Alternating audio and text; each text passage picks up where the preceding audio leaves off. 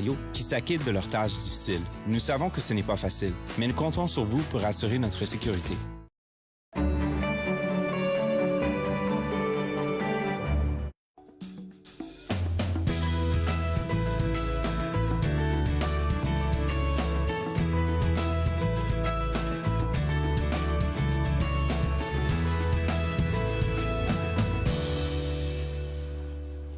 Bonjour et bienvenue à Entre nous exclusivement sur les ondes de TV Rogers. Je suis Claude Andrea Bonnier. Je me ferai un réel plaisir de passer la prochaine heure avec vous. Je suis très heureuse ce matin et puis je pense que mon humeur va affecter toute l'émission parce que tout de suite, là, je parle avec Yvette Achiri qui nous invite à un gala dénommé Stay Home Gala. En fait, c'est un gala au cœur de chez nous apparemment. Oui, bonjour Claude Andrea. Effectivement, je vous invite donc ce samedi 2 mai au gala Stay at Home Gala. Donc le gala reste à la maison. Donc dès 18h30, vous restez à la maison. Alors ce gala, c'est une initiative de la Jeune Chambre d'Ottawa. Ce gala a pour but de lever des fonds pour assister les organisations charitables qui fournissent des services donc pour les personnes les plus vulnérables. Alors, on travaille en collaboration, en partenariat avec la fondation de communauté d'Ottawa qui va nous aider à identifier quels sont ces organismes-là qui ont des besoins spécifiques. Alors, comment tout ça va fonctionner? Comment ça va s'organiser? Parce que c'est la première fois, je sais que tout se fait virtuellement de nos jours, mais assister à un gala de manière virtuelle, là, je pense que c'est une toute première pour moi. Effectivement, c'est une toute première. Écoute, depuis que Covid-19 a commencé, c'est vrai que nous sommes chez nous, on doit exercer bien évidemment la distanciation sociale, c'est très très important pour la sécurité, la santé de tous. Alors le gala reste à la maison, c'est un gala comme tout autre gala. Donc, nous allons avoir des orateurs qui incluent le docteur Vera Etches, qui est la médecin en chef en santé publique. Nous avons également le conseiller municipal Ralston King. Nous avons Lisa Anna Palmer, docteur Joséphine Etoa. Nous avons des artistes comme Melissa Weme, une poète qui est Jackie Dutoit. Nous avons d'autres orateurs qui viennent également de Toronto, comme Alexander Michael Gittens, Michel Crispé, et puis une autre artiste, Samara, qui elle va nous faire de la danse, orientale. Donc c'est vraiment un gala, comme tu le sais, sauf que ça va être au plaisir de ta maison. Donc tu peux te mettre en tenue de gala si tu veux. Mais écoute, comme c'est à la maison, tu peux seulement te vêtir en haut, n'est-ce pas? Puis en bas, si tu veux, avoir c'est ça. juste comme la photo, le flyer, l'image sur notre page, si tu y vas, tu vas voir que les invités ils sont tous bien habillés. Puis en bas, ils ont leurs chaussons de maison. Alors, c'est ça. Exactement. Alors, ces fonds-là, comme tu l'as dit, ils vont servir à la communauté. Donc, après, vous allez identifier les différents organismes avec qui vous allez travailler pour ça. Donc, qu'est-ce que moi j'ai à faire si j'ai envie de participer au gala ce 2 mai-là? Alors, si tu as envie de participer au gala, la première chose à faire, c'est d'aller faire ton don. Donc, sur notre page, trellis.org. Donc, Stay at Home Gala Ottawa. Tu fais ton don. Donc, tu vas chercher là où il y a ticket, tu fais ton don. Une fois que tu as fait ton don, quelques minutes avant le gala, donc samedi, nous allons envoyer le lien. Donc, ça va se passer via Zoom Webinar. Nous allons envoyer le lien pour que les invités puissent participer depuis leur maison, exerçant la distanciation sociale, à ce gala qui s'avère être un gala vraiment où nous voulons mettre l'accent sur la compassion, le positivisme et puis l'espoir. Donc, chacun des orateurs qui ont été invités et qui nous font gracieusement part de leur temps. Donc, sont des personnes qui sont les unes les autres très inspirantes. Et c'est aussi la Jeune Chambre d'Ottawa veut vraiment donner cet élan d'espoir que ça va finir et puis c'est une phase. C'est une phase. Alors, merci beaucoup Yvette. Je pense que tu vas nous faire un rappel de ce gala là d'ici la fin de la semaine. D'ici là, je te dis bonne journée. Merci beaucoup Claude Andrea. À bientôt.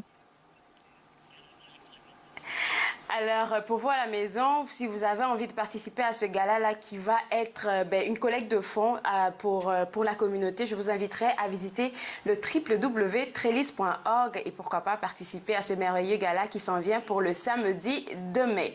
Aujourd'hui à l'émission, on va parler de beaucoup de choses. On aura beaucoup d'amour parce que Ginette Gratton va nous parler de comment entretenir nos relations familiales et collectives en ce moment de crise. On a aussi Nathalie Coutou qui est avec nous, qui m'a dit tout simplement... J'ai envie de donner de l'amour aux gens qui seront avec nous aujourd'hui. Fait qu'on va partager tout ça à l'émission. Mais juste après la pause, on va parler avec un monsieur qui s'est donné comme objectif d'aider les médecins qui sont en première ligne. Vous regardez Entre nous, exclusivement sur les ondes de TV Rogers.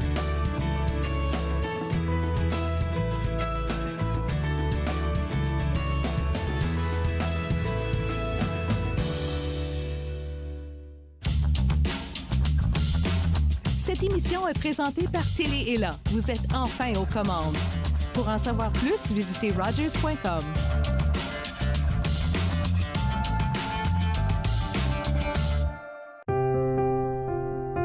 Les commerces, les restaurants et les services locaux d'Ottawa font partie importante de notre tissu urbain.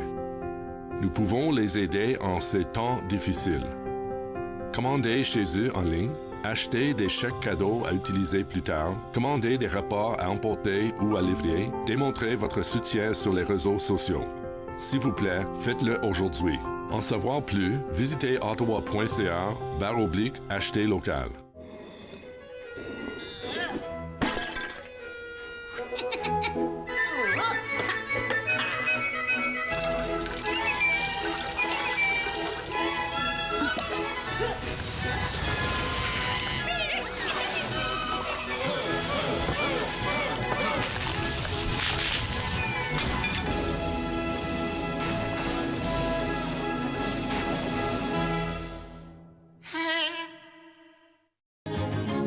Dans cette édition d'Encore jeune, une exposition au ralenti, Normand Latour, le seul maître à bord, et les 40 ans du MIFO.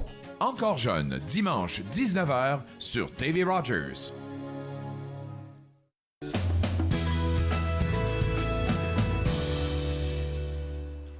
De retour entre nous exclusivement sur les ondes de TV Rogers. On parle des gens qui se dévouent pour la communauté tout entière. Et je parle maintenant avec Daniel Milad de Frontline Fit, qui est un beau regroupement qui s'est fait en ce moment de crise-là. Est-ce que tu pourrais nous partager un peu la belle histoire qui se trouve derrière Frontline Fit? Oui, c'est sûr. Donc, Frontline Feeds Ottawa-Gatineau, c'est une levée de fonds organisée par des étudiants en médecine. À cause que nos programmes ont été tout simplement mis en pause dû à la pandémie pour que nous restons sains, nous sommes un peu dans une situation, tous les étudiants en médecine à travers la province et le pays, que nous sommes à la maison en ce moment.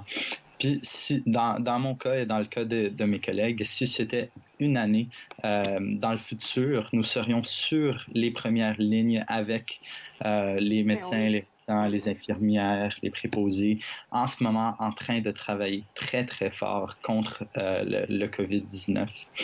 Donc, nous avons tout simplement voulu trouver une façon de dire merci à ceux qui travaillent sur les premières lignes, puisqu'ils risquent littéralement leur vie et la vie de leur famille pour le bien-être de nous et aussi de nos communautés.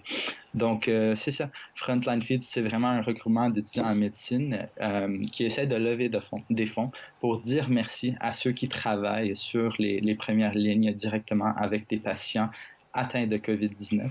Mais la levée de fonds va aussi pour supporter les restaurants locaux. Donc, ce que nous faisons, c'est simplement que nous prenons les fonds que nous levons de la communauté, puis nous achetons des repas de restaurants locaux seulement. Puis, avec ces repas-là, nous allons les porter aux travailleurs qui travaillent avec le COVID-19, que ce soit dans les hôpitaux, par exemple dans les unités de COVID ou à l'urgence ou dans les soins intensifs, mais aussi au niveau des CHSLD. Puis, donc, c'est ça. C'est notre façon de dire merci de nous et de nos communautés et de supporter les restaurants locaux qui, en ce moment, sont dans une position assez difficile. Puis, on essaie de supporter toutes les entreprises locaux qu'on peut. Alors, Daniel, ça aurait pu être une autre manière de dire merci. Donc, moi, j'ai vraiment envie de savoir pourquoi vous êtes allé vers ce lien-là entre la restauration et puis les médecins. Ça aurait pu être autre chose. Est-ce qu'ils vous ont parlé de ce besoin-là pendant que vous étiez avec eux? Je ne sais pas. Il y a deux facettes à cette réponse. La première, c'est qu'on connaît plusieurs personnes qui travaillent en ce moment dans ces frontières-là contre le coronavirus. Puis ils nous ont dit que ça serait un geste apprécié par eux et par l'équipe. Mais de l'autre façon, la nourriture, c'est vraiment comme une façon universelle de créer des liens entre des personnes, de partager un moment beau, un moment qui fait sourire les gens. Et donc, c'est comme une façon universelle pratiquement de dire merci. Donc, c'est vraiment, ça nous a permis de faire un beau geste à ceux qui risquent leur vie pour nos communautés, mais aussi de supporter les entreprises locaux qui sont aussi des gens de nos communautés. Ainsi, ça nous permet d'aider les deux en même temps. Alors, comment vous fonctionnez? Comment ça se passe? Parce que je sais que la page où est-ce que vous collectez les dons a été créée, je pense, depuis la mi-avril, mais les gens de la communauté sont vraiment prompts à donner, vu le montant qu'on a. Comment vous organisez tout cet argent-là? Comment vous faites? La communauté de Gatineau et d'Ottawa a vraiment été super supportante avec notre initiative. On a eu vraiment une belle réaction. On a pu lever près de 11 500 $ à date, puis ça fait une semaine et demie quasiment qu'on a commencé.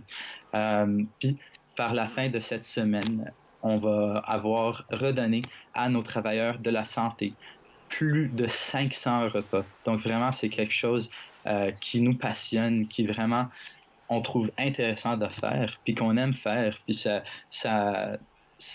nous permet de créer des liens entre la communauté puis les travailleurs de la santé. Comment ça fonctionne? C'est qu'on a une équipe qui va faire les livraisons, mais on a aussi des volontaires, des bénévoles qui nous aident avec les livraisons parce qu'on essaye, notre but, sincèrement, c'est de donner au moins un repas à une équipe, à soit un hôpital ou un CHSLD, du côté de Gatineau ou d'Ottawa. Fait que pour continuer à donner au moins un repas par jour, on a besoin de continuellement lever des fonds pour continuer ce beau geste. Donc, deux choses que moi je retiens. Déjà, les fonds, c'est tous les fonds qui sont acceptés. Il n'y a pas un montant maximal qu'il faut donner ou un montant minimal. Non, tous les fonds sont acceptés. J'aimerais qu'on dise ça aux gens qui nous regardent. Et deuxième affaire, peut-être qu'il y a des restaurants locaux qui ne savent même pas que vous cherchez à travailler avec eux. Comment vous arrivez à les rejoindre? C'est sûr que tous les fonds sont acceptés, gros ou petits. Le montant, l'impact est toujours là. Puisque comme collectivité, si on donne un petit montant, ben ça devient un gros montant. Et c'est important que tout le monde qui entend nous essaie de nous aider de cette façon-là, mais aussi de partager avec leurs amis et leurs familles. Ça nous aide énormément aussi. En termes de montant, un don de 30 $, on estime que ça nous permet de redonner environ 2 repas aux travailleurs de la santé. Bon. Mais si du montant de 150 $ et plus, on achète une carte de remerciement personnel, puis celui qui fait le don peut nous envoyer un message personnel qu'il veut qu'on transmette aux travailleurs de la santé. Puis on redonne ça avec une livraison pour qu'ils puissent lire ça directement, puis ça crée des beaux liens entre les gens. Puis aussi sur nos réseaux sociaux, on partage les histoires de ceux sur les premières lignes aussi. Puis votre deuxième question était? Désolé. La deuxième question, c'est les restaurants. Comment ils font pour vous rejoindre? Parce qu'on a parlé tout à l'heure des réseaux sociaux. Est-ce que c'est sur les réseaux sociaux ou ça se passe de bouche à oreille? OK. Fait que les restaurants, on essaie de contacter des restaurants qu'on voit qui sont vraiment locaux. Puis on a eu aussi beaucoup de restaurants locaux qui nous ont envoyé des courriels. Fait que sur notre GoFundMe, vous pouvez tout simplement écrire sur la page de GoFundMe, Frontline Feeds Ottawa-Gatineau, ou sur nos réseaux sociaux à commercial Frontline Feeds. Notre courriel est indiqué. Fait que vous pouvez nous envoyer des messages sur tous les réseaux sociaux, que ce soit Facebook, Twitter, Instagram ou sur notre GoFundMe, puis on répond. Fait qu'on a eu beaucoup de restaurants qui ont entendu parler de nous, puis qui nous ont demandé de travailler en partenariat. Puis c'est sûr que on adore faire ça, puis on adore travailler avec les membres de la communauté. Tu m'as parlé, Daniel, tout à l'heure de bénévoles et tout. Je sais qu'au départ, vous étiez juste 3. Vous êtes rendu à combien dans votre belle petite équipe? En ce moment, on est près de 7 personnes derrière qui essaient d'organiser le tout.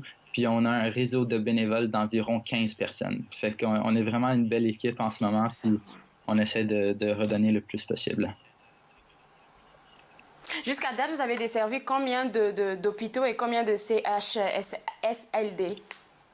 En ce moment, si je regarde sur notre liste, on est allé à l'hôpital Montfort, à tous les hôpitaux d'Ottawa, que ce soit le General, le Civic, Queensway, Carleton. On est allé à l'hôpital de Hull. Aujourd'hui, on va livrer 100 repas du côté de Gatineau à Village Riviera, où il y a eu une éclosion, de ce que je comprends, puis la résidence de l'île. On est allé à Barhaven Manor, à Ottawa, qui ont eu une grosse éclosion de coronavirus.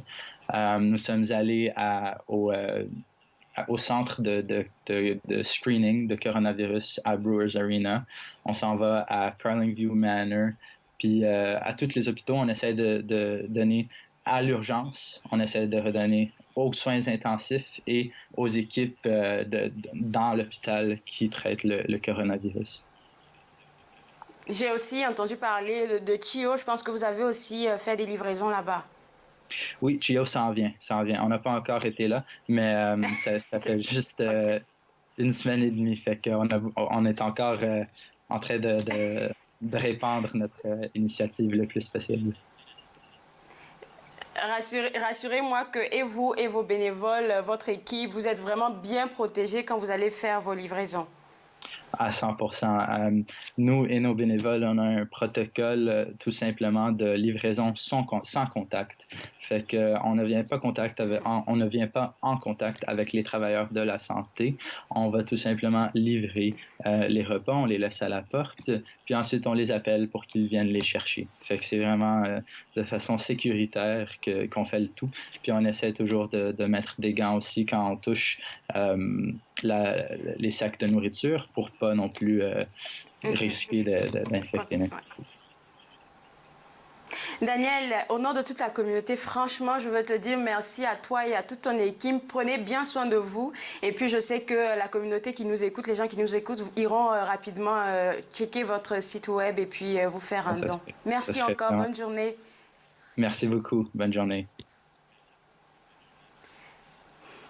Alors, deux choses à faire pour pouvoir participer à cette belle œuvre. Je vous inviterai à aller sur leur GoFundMe. Vous ont dit juste aller taper Frontline Feeds. Vous allez les retrouver, vous faites un don. Ou même si vous avez des petits soucis pour faire ça, allez sur leur Facebook pour pouvoir aussi faire votre don. Je parle tout de suite avec Ginette Gratton. Et je ne sais pas si tu as entendu, Ginette, notre belle discussion avec Daniel Milad, là, mais je pense que notre collectivité est vraiment très soudée. Oh.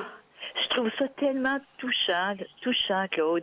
La semaine passée, c'est la semaine des bénévoles, puis quand j'ai envoyé un message à tous les bénévoles de la Maison Marie-Louise, j'ai aussi ajouté les travailleurs essentiels, surtout les travailleurs dans le domaine de la santé, mais pas rien que les chauffeurs d'autobus, tous ceux qui travaillent. Puis tu sais, ces gens-là, on les a pris pour acquis pendant trop longtemps, ces postes-là qui sont essentiels à notre existence. Si c'était pas d'eux, comment on pourrait vivre en société? On pourrait pas. Donc, je trouve ça très touchant quand je vois des groupes qui s'organisent pour aider. Et puis, et c'est sûr que moi, j'accroche tout à l'heure et puis je fais un don tout de suite. Parce que c'est le moins qu'on puisse faire présentement. Et puis c'est tellement, ça fait tellement chaud au cœur de savoir que ça commence juste par une seule personne. Ça commence juste par une personne et ça commence à toucher un peu toute la collectivité. Et puis voilà, on a un gros parti de belles personnes qui ont envie de donner. Oui. Puis j'espère que c'est ce qu'on va retirer, c'est ce qu'on va conserver, ce qui va s'ancrer dans notre quotidien, dans notre tissu social lorsque le confinement sera terminé. Parce que c'est vraiment une occasion unique qu'on a de repenser et de se réinventer comme société. Le pape le disait même, je veux dire, c'est pas rien, que c'est pas des histoires à dormir debout, là. C'est sûr, tu sais, moi, je regarde présentement, puis je me dis, qu'est-ce que c'est l'urgence de partir si vite? Au Québec, je comprends vraiment pas pourquoi on est si pressé de faire en sorte que les enfants retournent à l'école. Comme si il y avait manqué quelque chose. Ils ont peut-être manqué d'apprendre à additionner, puis ils vont l'apprendre plus tard, là. C'est pas grave. Ils apprennent beaucoup plus à la maison à voir les parents, parce que ça dépend aussi, hein, parce que deux façons de vivre la situation présentement, c'est soit qu'on résiste, on nie, on a hâte que ça redevienne ce qu'on appelle normal, et où on accepte. Et on dit, OK, qu'est-ce que je fais? Comment je profite de cette situation pour faire autre chose, pour me rapprocher de mes enfants? Donc, la façon dont on a choisi de vivre le confinement va avoir un impact sur comment nos enfants vont vivre le retour à une nouvelle normalité. Après le confinement. Et puis aujourd'hui, tu as dit, depuis le début, même quand on a commencé avec toi pour les chroniques, tu nous apprends tellement de belles choses, à des petites choses très simples. Et puis aujourd'hui, tu as dit qu'on allait parler de la santé familiale et collective. Je pense que notre santé collective, elle est quand même bonne, mais côté familial, on ne sait pas parce qu'on n'est pas tous dans tous les foyers, en fait. Mais ça commence à la maison. Ces histoires collectives. Moi, je pense que présentement, mon évaluation de la situation, c'est qu'il y a beaucoup plus de gens qui vivent bien la situation, le confinement, et qui disent enfin, on a le temps de se laisser bercer par la vie. C'est comme ça que j'appelle ça. Se laisser bercer par la vie. C'est sûr qu'il y en a qui travaillent comme des fous, là. Puis là, je parle de ceux qui sont dans les postes essentiels à qui on va devoir énormément lorsqu'on va reprendre une certaine normalité. Mais mais quand on entend des histoires comme celles qu'on vient d'entendre, ça inspire les familles aussi, ça inspire les parents. Et ce que j'encourage les parents à faire, c'est de chercher ces histoires, de les partager avec les enfants, de participer à ces initiatives où on se fait du bien les uns les autres en s'aidant. Et parce que dans la famille, tu sais, avant, j'écoutais une entrevue ce matin à la télé où c'était un homme qui disait, moi j'avais des enfants avant, mais le temps que je passais avec mes enfants, c'était comme du temps qu'il fallait que je rentre dans ma journée en quelque part. J'allais travailler, j'allais au gym, je m'occupe de mes enfants. C'était comme il fallait que. Et là, tout à coup, j'ai développé une nouvelle relation avec mes enfants parce que là, je vis avec eux. Je les vois grandir, je les entends rire, je les vois comment ils réussissent à régler leurs problèmes entre eux. Ils partagent avec moi des choses qu'ils n'auraient jamais partagées avant. Donc, c'est l'occasion de se rapprocher de nos enfants. On fait plus du temps pour les enfants, on vit avec nos enfants. Et c'est vrai, vivre avec, c'est différent que d'être là pour. C'est sûr qu'il faut être là pour les enfants, mais il faut aussi vivre avec eux. Donc, alors, tu sais, quand tu dis vivre avec les enfants, et puis tu disais un peu plus tôt que là, maintenant, tu as l'impression que tout le monde accepte qu'est-ce qui est en train de se passer, qu'est-ce qu'on est en train de vivre, mais tout le monde se remet en question. Et quand tu parles du cocon familial, oui, il y a la relation entre parents-enfants, mais il y a aussi la relation entre les conjoints. Parce que des gens disaient pour rigoler, là, au sorti du confinement, on va avoir beaucoup de séparations. J'ai pas trouvé ça très drôle, moi.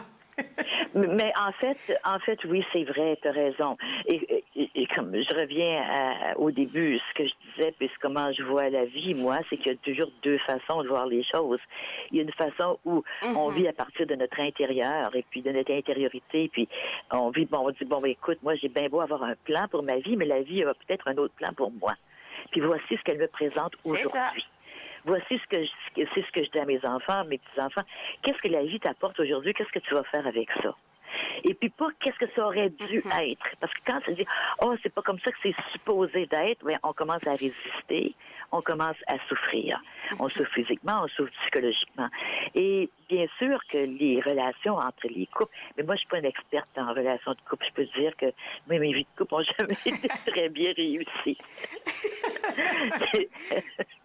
Donc je peux pas donner de conseils. Je suis meilleure pour parler des parents avec les enfants. Mais les vies de couple, je regarde et je me dis, parce que moi je me dis des fois c'est peut-être mieux de se séparer si le couple, si un ne peut pas s'épanouir dans la relation, on peut pas grandir dans la relation. Mais je veux pas, je préfère pas aller là, Claude. Mais je suis tout à fait d'accord avec toi. Juste en fait, en faisant référence en fait à la relation entre les parents et les enfants. Peut-être ça serait drôle aussi. Non, ça n'a pas été des grandes réussites. Non, mais je suis tout à fait d'accord avec toi. On pourrait ne pas aller dans ce sens-là, mais tout ce que je retiens de ce que tu avais dit par rapport à la relation enfant-parent, c'est de prendre le temps. Ce que certains couples n'ont pas fait parce qu'ils se sont éloignés, en fait, à cause du travail, du train-train quotidien. Donc, c'est le moment, en fait, juste vous mentionnez que c'est le moment de se recentrer sur le couple et non sur la personne en tant que telle. C'est le temps, exactement. On est bien si on pense à l'autre présentement. C'est sûr qu'il faut penser à soi, mais on ne peut pas se tourner vers soi et dire « pauvre petit de moi ».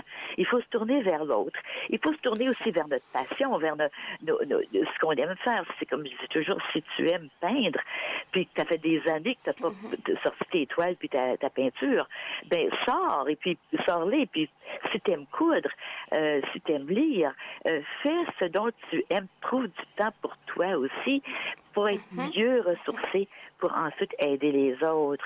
Mais c'est vraiment se tourner vers les autres et voir un sourire chez les autres qui fait en sorte que on peut dire « Oh, on avait oublié ça ».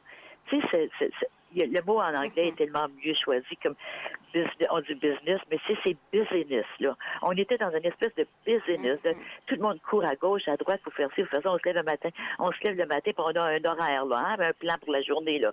Il faut que je commence ça à telle heure pour être capable de prendre l'autobus à telle heure, pour être capable d'arriver là à telle heure. Et tout est chronique. Puis tu sais, ça, c'est quelque chose que les personnes qui arrivent, qui viennent s'établir ici, qui viennent d'ailleurs, surtout quand ils viennent d'un pays où c'est beaucoup plus relax le temps, ben comprennent pas ce sentiment d'urgence qu'on a tout le temps d'être en train de courir après, à gauche, à droite. On a le temps, là. C'est le temps, là. La normale, est-ce qu'on veut vraiment retourner là? Est-ce qu'on veut vraiment retourner à une vie où on court tout le temps ou si on veut profiter de l'occasion pour faire quelque chose de nouveau? Alors, qu'est-ce que ça va être? Je pense qu'après le confinement, on va apprendre beaucoup d'affaires, là. Apprendre à prendre du temps pour soi. Et puis aussi, il va nous rester 1 minute 30, là, mais j'aimerais aussi que tu parles du fait que c'est important de savoir bien s'entourer. Moi, par exemple, tous mes amis autour de moi, toutes mes connaissances, en ce moment de confinement, ont déjà monté 2-3 projets pour après le confinement. Ah oui, c'est bien, oui.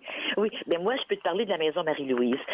En fait, j'aurais voulu parler des grands-parents aussi, 30 secondes, même pas 15 secondes, pour dire ce qu'on manque plus les grands-parents, c'est de faire des câlins à nos petits-enfants. Mais ça va revenir. Mais à la maison Marie-Louise, quand on va reprendre bien sûr avec des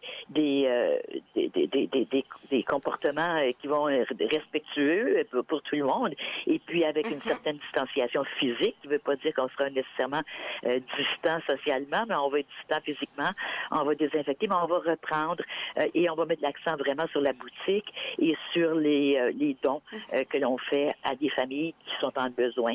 Donc, on est en train de préparer le retour pour toute la question des ateliers qu'on faisait sur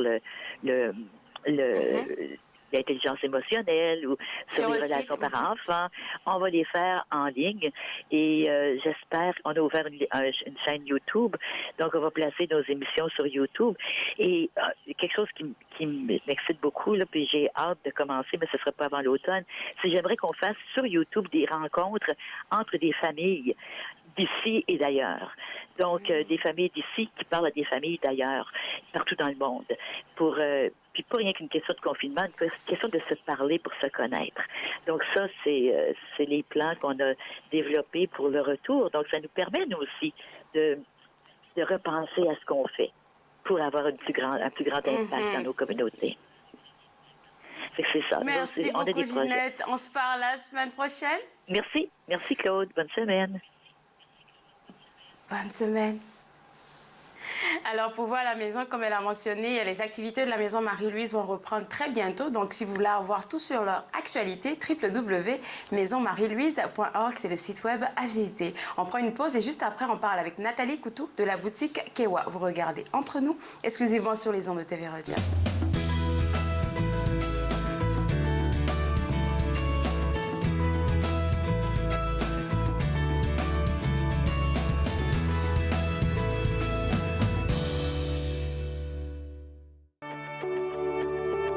Voici les ressources disponibles durant la crise du coronavirus dans la grande région d'Ottawa.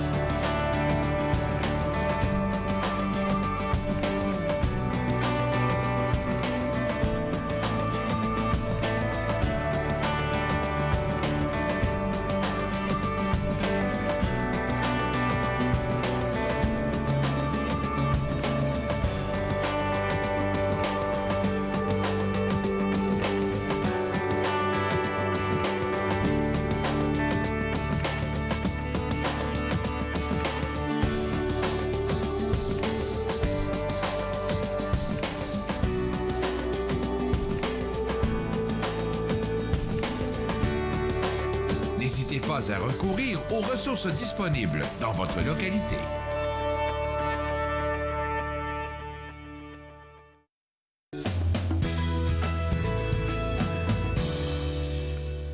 De retour à Entre nous, exclusivement sur les ondes de TV Rogers. On parle maintenant avec Nathalie Coutou de la boutique Kewa. Et tu sais quoi, je vais me laisser guider par toi.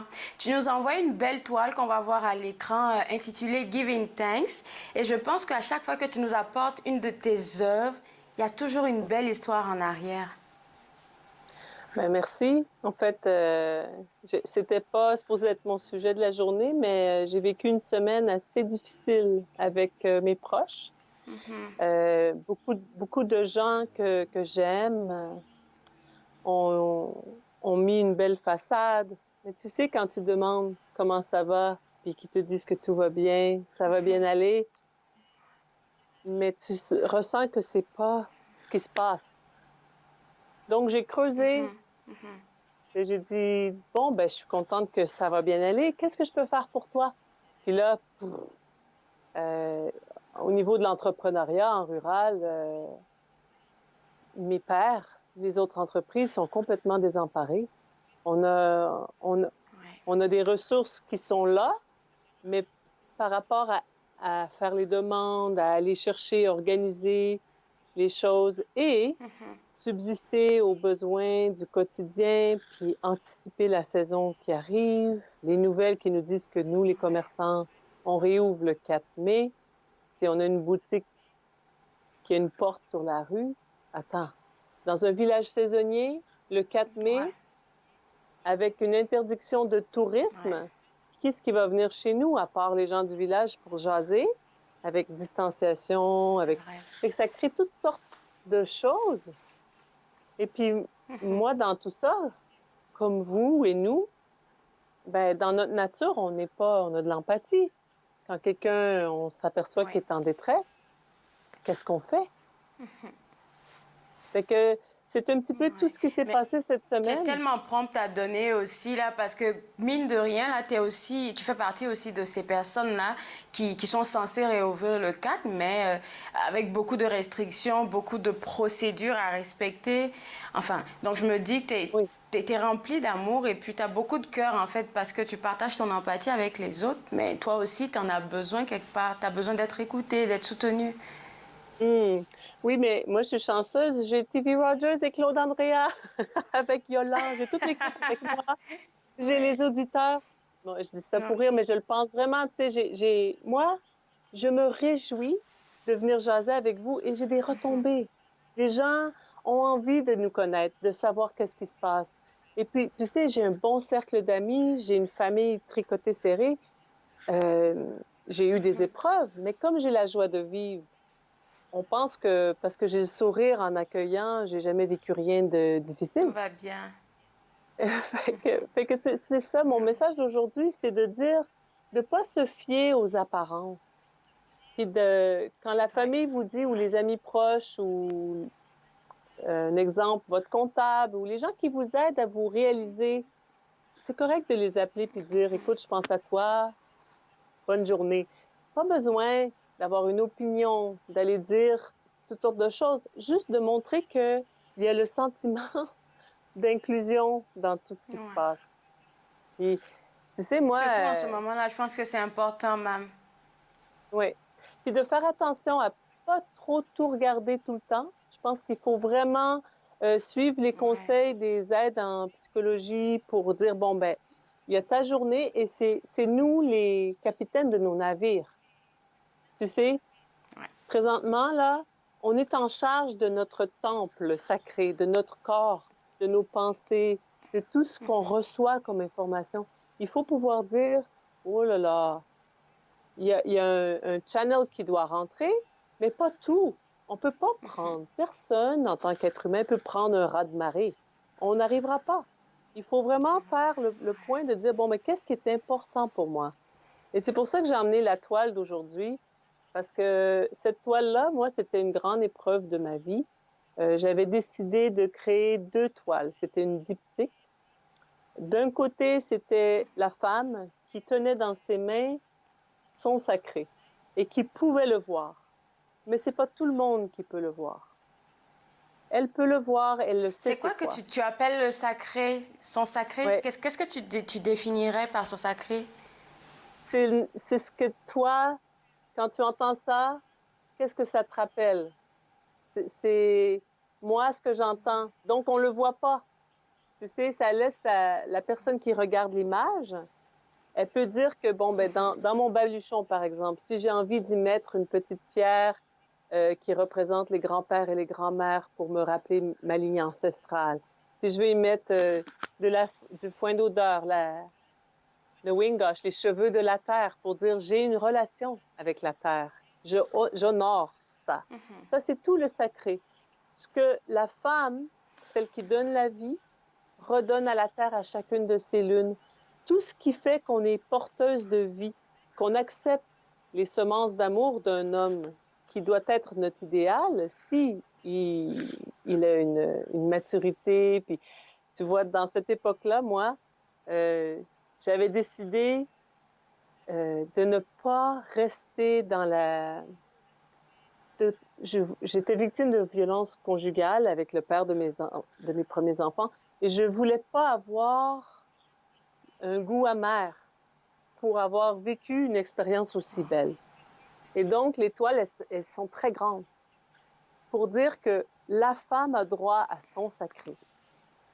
Et de l'autre côté, l'homme est là pour honorer le cœur de la terre, le tambour, et celle qui donne la vie. Et donc, ils sont les deux dans un même mouvement, comme un canot.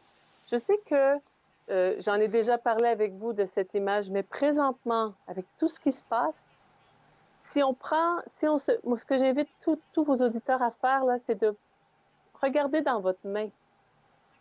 C'est quoi le sacré? Et c'est là qu'on peut rendre grâce, qu'on peut dire merci et de célébrer ces instants-là qui font de vous une personne extraordinaire, accomplie, généreuse, joyeuse et qui invite l'amour, pas qui la bloque. Une personne qui est capable d'accepter de l'aide. Parce qu'il faut le dire. On doit le dire. Moi, quand les gens rentrent au commerce... Tu m'as donné des frissons, là. Quand ils vont rentrer au commerce, puis ils vont dire « Comment ça va, Nathalie? » Je pourrais rigoler puis dire « Oui, ça va bien aller. » Mais je sais que la vérité, je vais être à cœur ouvert puis je vais leur dire « C'est bon de vous voir. C'est une bonne journée aujourd'hui. » Entre-temps, on continue et puis il faut absolument exprimer... Je pense que le monde au complet ne sont pas habitués à... Je pense pas dans les faits. Exprimer qu'est-ce qu'on ressent. Exact. Et donc là, on est comme un petit poisson dans notre bocal. Puis quelqu'un nous dit « Comment ça va? » Alors qu'il y a un intrus dans le bocal, l'espèce de petit COVID-19 là. Comment ça va? C'est pas facile. Mais je pense que c'est important d'exprimer à l'intérieur de soi. Tu vois, moi je l'ai exprimé à mes proches aussi. J'ai dit, écoutez là, je vais prendre un petit peu de recul parce que nous, on est en train de mettre la boutique en ligne. J'ai envoyé aussi une image de je ne sais pas si vous pouvez la voir à l'écran, de la femme qui rend hommage à la vie avec tous les dérivés. Parce que, comme vous savez, j'ai fait faire mes œuvres d'art sur de l'art portable. Et puis, pour moi, présentement, c'est de dire, bon, ben, je veux rendre ça accessible au monde. Dans les situations actuelles, vous savez, on a reçu des recommandations. Quand on a du vêtement, des souliers, des mocassins, la liste, là, elle est hyper longue à savoir comment est-ce qu'on va faire pour que le consommateur puisse se sentir en sécurité puis d'avoir une belle expérience d'achat dans la confiance. Il faut que je regarde la liste. Je sais que tu vas y arriver, là. Tu vas y arriver. Tout doucement, là, ça va se placer et puis je sais que tu vas y arriver. Ce que je suis en train de penser actuellement, c'est que la fête des mères s'en vient. J'ai vu les beaux pendentifs que tu as, les belles tenues et tout. Est-ce que les gens peuvent dès maintenant aller faire des commandes en ligne? Oui, ça y est. Là, dans les prochains jours, on va faire aussi, on va ajouter des certificats cadeaux. Comme ça, avec le certificat cadeau, les gens vont pouvoir. Mais donnez-nous 48 heures à peu près. Mais les produits qui sont là, ils sont tous prêts à être adoptés. Tout est prêt. Puis à chaque jour, on ajoute, puis on espère arriver à un équilibre. À satisfaire tout le monde. Oui. Merci beaucoup, Nathalie. Merci à vous, hein. C'est bien apprécié. Je vous embrasse. Prends soin de toi. On se voit la semaine prochaine. Oui. Bye. Alors, pour vous à la maison, si vous avez besoin, peut-être pourquoi pas de jaser avec elle, là, vous avez juste à lui écrire, vous allez sur son site web, elle a un courriel qui est disponible là-bas et vous pourrez directement discuter avec elle ou pourquoi pas vous procurer ces beaux produits au www.kewa.com. Là, maintenant, on reste toujours dans la thématique de la femme et j'ai l'auteur Jean Mossen Famille qui a écrit La Sultane dévoilée, paru aux éditions David. Et la première fois qu'on s'est parlé, je parlais un peu de votre vie d'auteur et tout, mais je me suis rendu compte que vous écrivez beaucoup sur les romans historiques. Est-ce qu'il y a un pourquoi à ça? Oui, écoutez, c'est parce que je suis depuis quasiment l'enfance fascinée par l'histoire. Je suis fascinée par l'histoire pour plusieurs raisons. Je pourrais dire que, par exemple, selon ce que dit le proverbe, quand on ignore l'histoire, elle ne fait que se répéter. Mais il y a une raison beaucoup plus fondamentale en ce qui me concerne, c'est que je crois que l'histoire nous révèle et nous dévoile les secrets du cœur humain, les secrets de la psychologie humaine, bien mieux que toutes les autres sciences. Par là, je veux dire que quand nous examinons les grands moments de l'histoire, nous savons parfaitement à quel point le cœur humain, l'esprit humain, la résilience humaine peuvent se manifester de la façon la plus claire possible.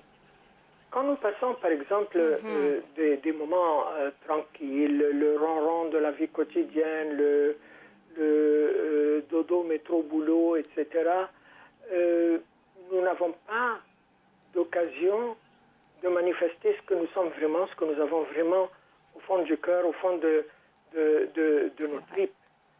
Mais dès qu'il y a une crise, dès qu'il y a une guerre, dès qu'il y a une pandémie, nous avons la possibilité de mieux nous dévoiler, de mieux nous révéler.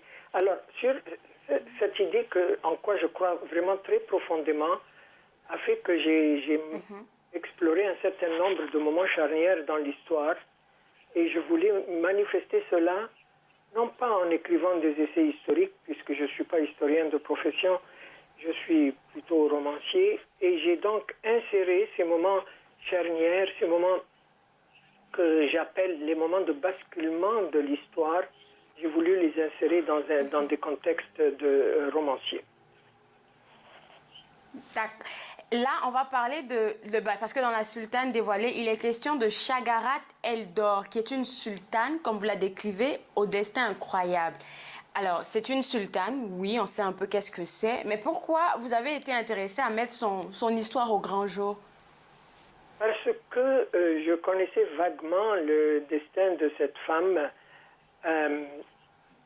depuis l'enfance, mais je n'y avais pas prêté beaucoup d'attention. Et puis un jour, la curiosité me poussant, j'ai commencé à explorer à droite et à gauche, et j'ai découvert tellement de caractéristiques inouïes concernant cette femme que j'ai donc écrit le roman que vous venez de mentionner, La Sultane dévoilée. Alors, quelles sont ces caractéristiques? Premièrement, un charme inouï, une beauté probablement assez fulgurante. Deuxièmement, une intelligence et une sensibilité vraiment très très grande.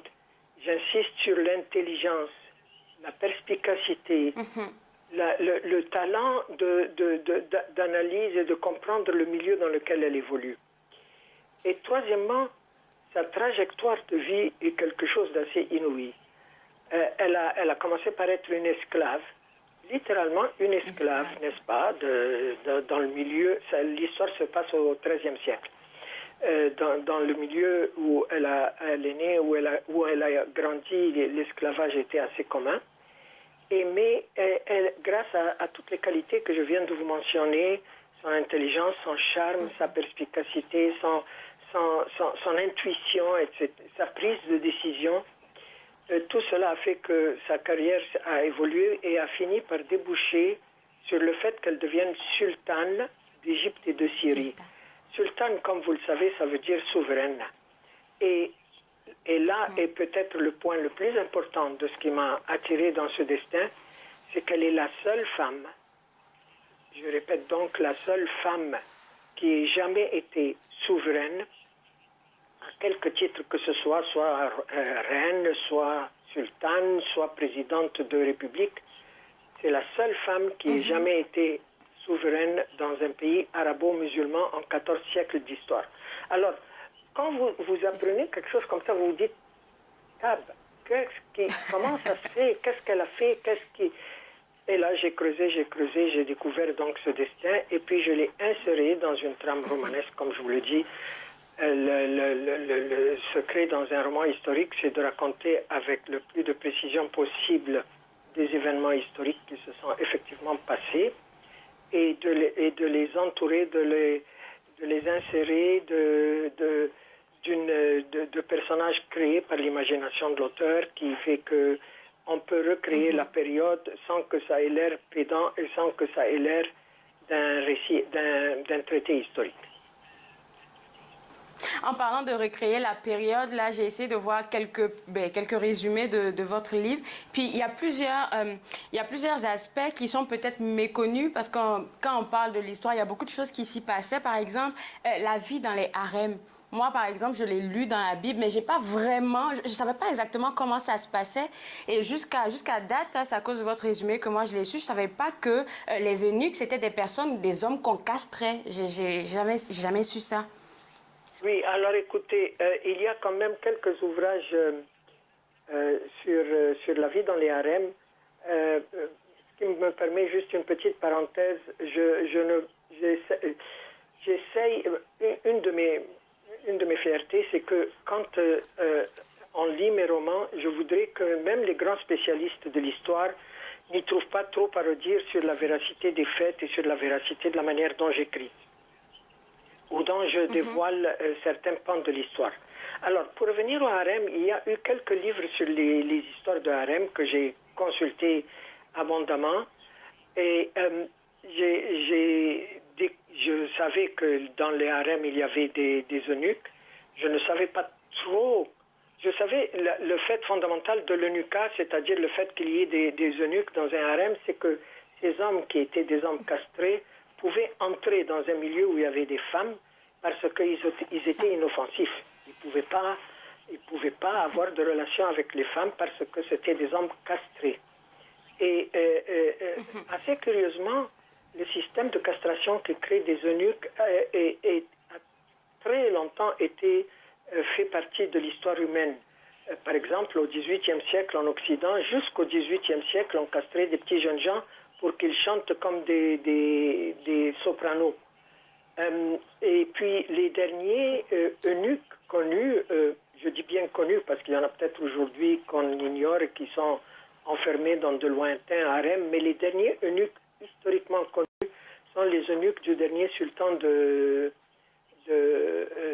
la Turquie, de l'Empire ottoman, et le chef des eunuques de ce sultan est mort en 1936. Donc c'est pas très très loin de nous.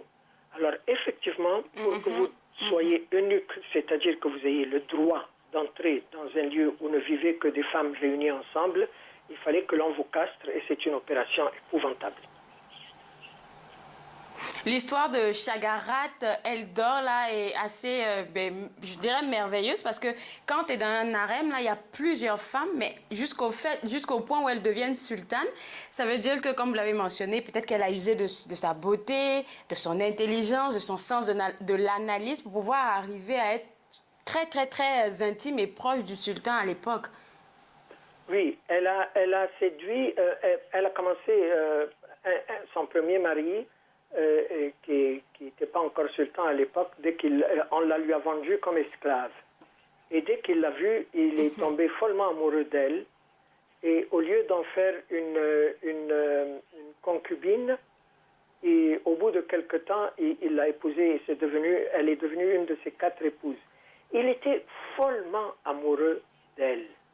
Et elle a profité de cette relation pour gagner sa confiance, pas seulement à cause de ses charmes et de ses prouesses amoureuses, mais aussi à cause des conseils qu'elle lui a donnés. Et il a peu à peu compris que non seulement elle était une belle femme, il a compris aussi que c'était une femme intelligente et dont les conseils pouvaient l'aider beaucoup à gouverner dans une période extrêmement agitée parce que, comme le dévoile le roman, c'était la période, la deuxième moitié, disons, de l'époque que l'on appelle les croisades, au moment où les Occidentaux, les Européens, sont partis en croisade contre les Orientaux, les musulmans, à partir du XIe siècle jusqu'au XIIIe siècle.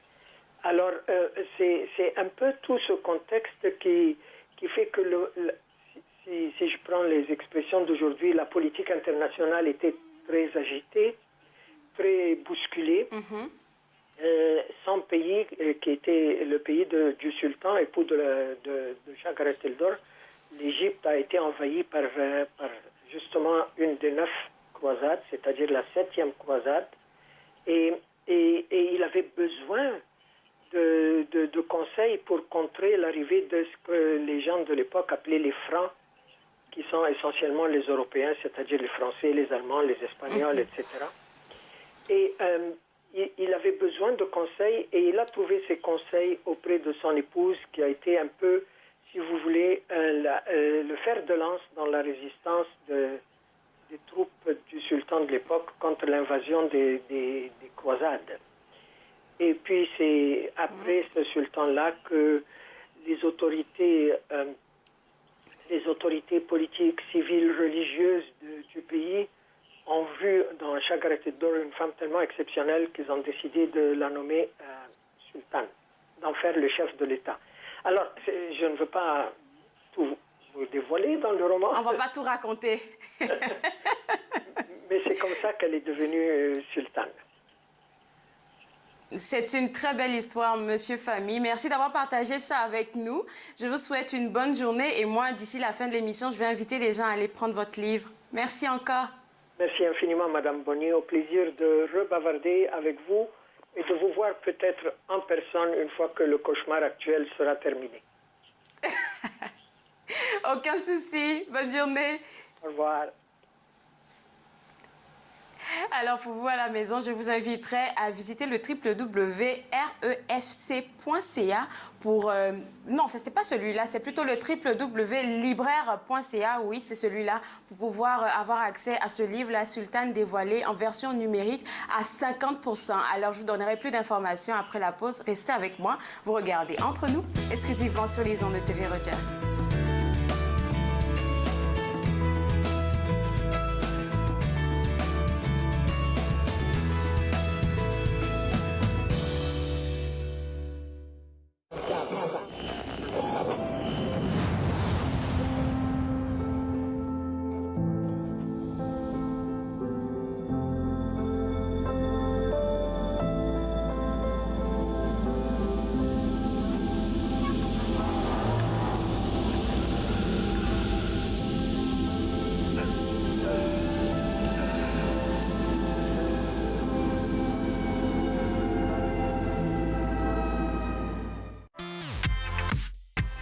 À la prochaine émission de Suivez-moi, on découvre les plateformes sociales du poète, écrivain et rappeur créoliste Bailey Gloire.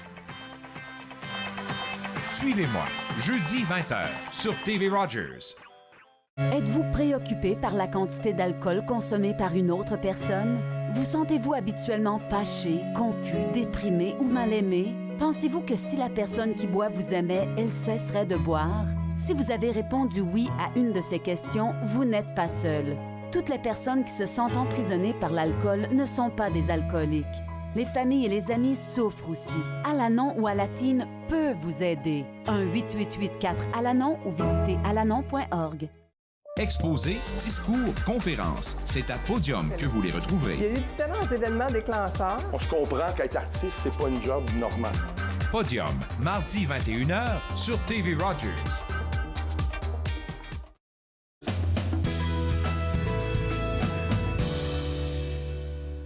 De retour Entre nous exclusivement sur les ondes de TV Rogers. Je vous disais tantôt que vous pouvez visiter le www.leslibraires.ca pour avoir accès aux 50% de rabais qui vous est offert jusqu'au 30 avril.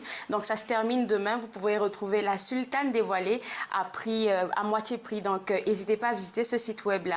Le deuxième site web que je veux vous inviter à aller visiter, c'est celui qui s'affiche à l'écran. C'est celui de Frontline Feeds. On en a parlé en tout début d'émission, des jeunes gens qui se donnent comme mission d'apporter à manger aux personnes qui se trouvent dans les hôpitaux. C'est une belle œuvre que vous devez soutenir, alors n'oubliez pas de visiter ce site web-là.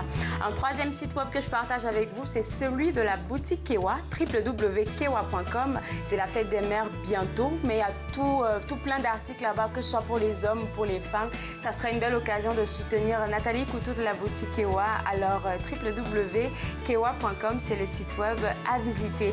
Alors, moi, je me suis fait le plaisir de passer cette heure avec vous. On se voit demain à l'émission. N'oubliez pas que vous pouvez encore visiter le site web de tvrogers.com pour avoir accès à la panoplie d'émissions qu'on a à vous présenter. On se voit demain. Au revoir.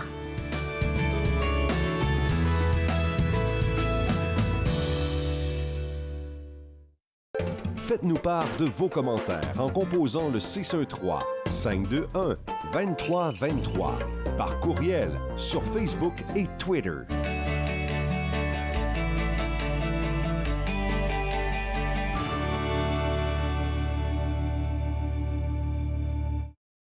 Voici comment vous pouvez réduire vos risques d'être malade inutilement.